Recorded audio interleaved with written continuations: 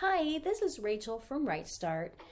I understand you have some questions about how to divide on the abacus. So far, you have learned how to add and subtract and multiply, but how do you divide on the abacus? So I'm going to walk you through the process of doing short division, with very small numbers.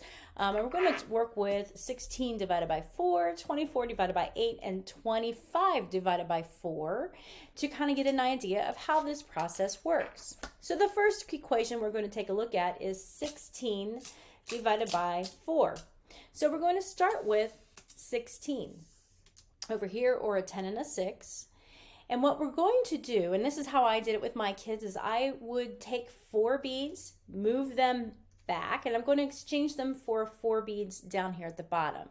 So 4 exchanged for 4. That's one group. So basically what we're trying to do is see how many groups of 4 come from 16. So there's one group. I'm going to remove another 4 beads from the top and create another row of 4 down here at the bottom. I'm going to continue doing this. There's another 4 and another 4, and then we have one more 4 up here and another 4 there. So I can see that 16 broken up into, or divided by, 4 groups of 4, I can see that I will have 4 groups of them. So 4 groups of 4 will equal 16. Let's try another one. Let's take a look at 24 divided by 8. All right, so here we have 2 10s and a 4, and we're going to create groups of 8. So here's one group of 8 that I'm adding, but I have to subtract 8 up on the top. So I'm just basically exchanging an 8 up at the top for an 8 at the bottom. I need another 8, so there's 6, 7, 8 at the top for another 8 at the bottom. And then I have an 8 here at the top and an 8 at the bottom.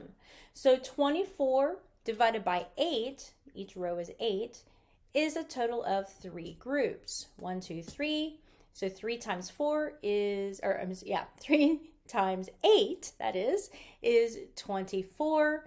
If you wanted to do it backwards, or 24 divided by 8 is 3. All right, let's try one that's just a little bit different. Here we have 25. And I want to split that up into groups of 4, or 25 divided by 4. I'm going to do the same process. Remove 4 beads from the top, add a group down here at the bottom. Remove 4 beads at the top, add a group of 4 here at the bottom, and just continue this process